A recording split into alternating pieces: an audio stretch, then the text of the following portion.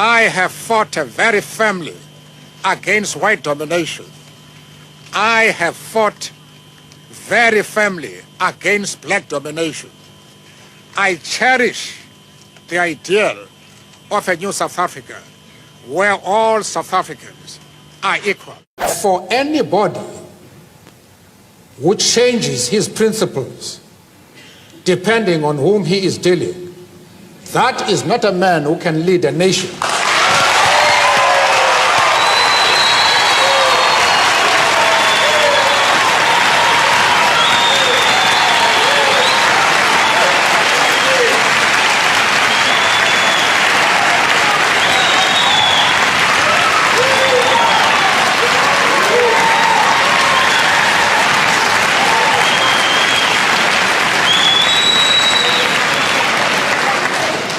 Apparently, Mr. Coppel, you have not listened to my argument. If you have done so, then you have not been serious in examining it. I have replied to one of our friends here that I have refused to be drawn into the differences that exist between various communities inside the USA. You have not commented that I am going to offend anybody by refusing to involve myself in the internal affairs of the USA. of the USA.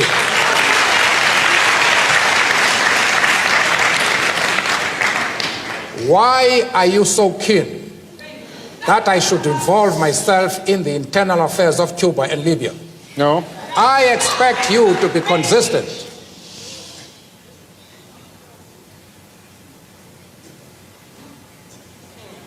I don't know if I have paralyzed you. No.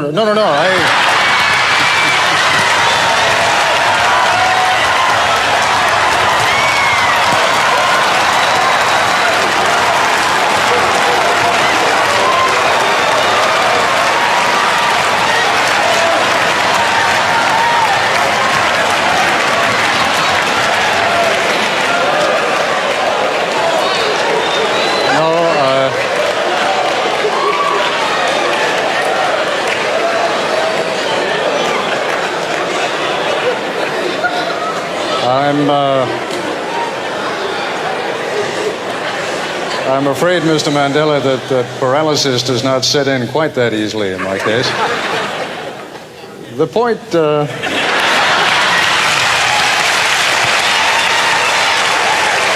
When I phoned some place in my country and a lady answered the telephone, I then asked, "To whom am I speaking?" She said, "You're speaking to me." I said, "Well, lady, I know I'm speaking to you, but what's your name?" She said, "Who are you to ask for my name? What's your name?" I say, "Well, lady, as soon as you tell me your name, I'll tell you mine." But as we argued as to who should tell his or her name, she became very cross. And she said, "You seem to be a backward person. Have you passed your matric?" Now, matric in our country is a university entry examination. And I said, "Well, lady, you must be very careful. Because if the qualification to speak to you is the possession of a matric certificate, I might work hard and pass my matric and be in the same class as you are." That was treason. She said, "You will never be in my class," and banged the telephone. How I wish she were here today.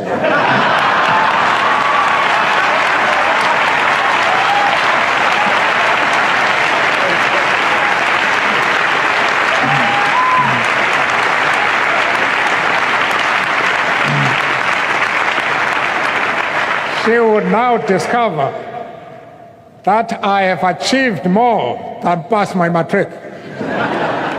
The very right to be human is denied every day to hundreds of millions of people as a result of poverty and the unavailability of basic necessities such as food, jobs, water and shelter, education, health care, and a healthy environment.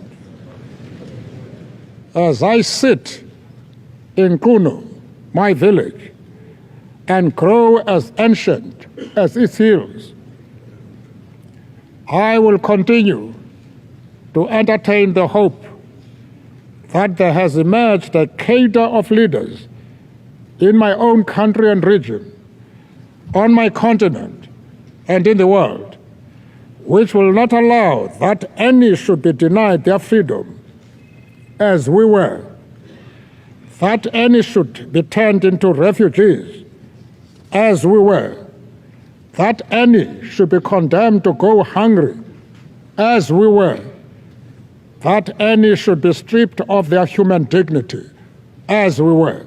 The time for the healing of the wounds has come. The moment to bridge the chasms that divide us has come. The time to build is upon us. We have at last achieved our political emancipation. We pledge ourselves to liberate all our people from the continuing bondage of poverty, deprivation, suffering, gender, and other discrimination. We commit ourselves to the construction of a complete, just, and lasting peace. We understand it still that there is no easy road to freedom. We know it well that none of us acting alone can achieve success. We must therefore act together as a united people for national reconciliation, for nation building, for the birth of a new world. Let there be justice for all. Let there be peace for all. The sun shall never set on so glorious a human achievement. Let freedom reign. Then you were convicted in 1964 for conspiracy against the state. And when you pleaded, you said that I am willing to die for this cause. This is a very tough thing to say. Yes, I had to say that, not from a spirit of bravado, but because I genuinely felt that they were going to hang us. And it is the desire of every freedom fighter to disappear under a cloud of glory rather than that of shame.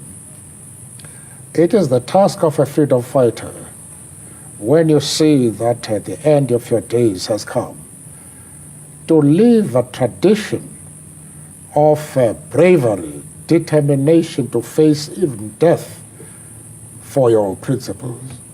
And I thought about it. It was not because I was brave, but because one had a duty to perform at that moment. I have dedicated my life to this struggle of the African people.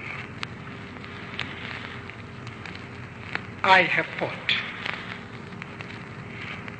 against white domination, and I have fought against black domination. I have cherished the idea of a democratic and free society in which all persons will live together in harmony and with equal opportunities.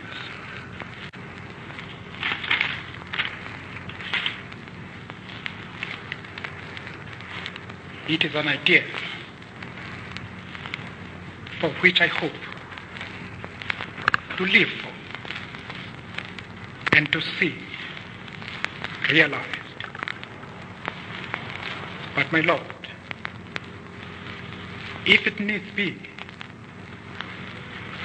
it is an ideal for which I am prepared to die. In 1993, I was walking along the street when I met a couple of tourists from a well-known Western country. And then the husband stopped and said, "Mr. Mandela."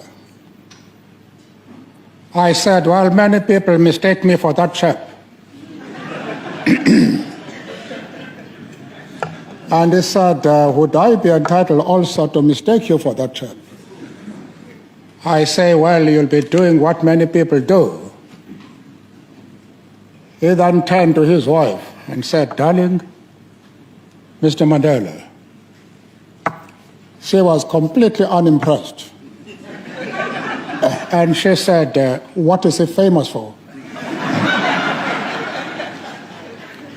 And the husband, in his embarrassment, dropped the voice. And he said, "Mr. Mandela, Mr. Mandela." And the dear lady said, "But I asked you, what is he famous for?"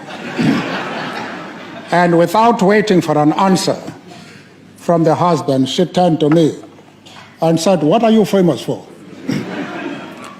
I must confess I couldn't answer that question. We are therefore pleased to announce that we are able once again to increase old age pensions.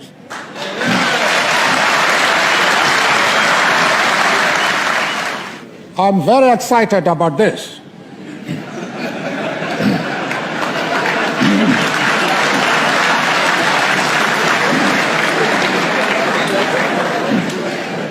Because in Davos, in Switzerland,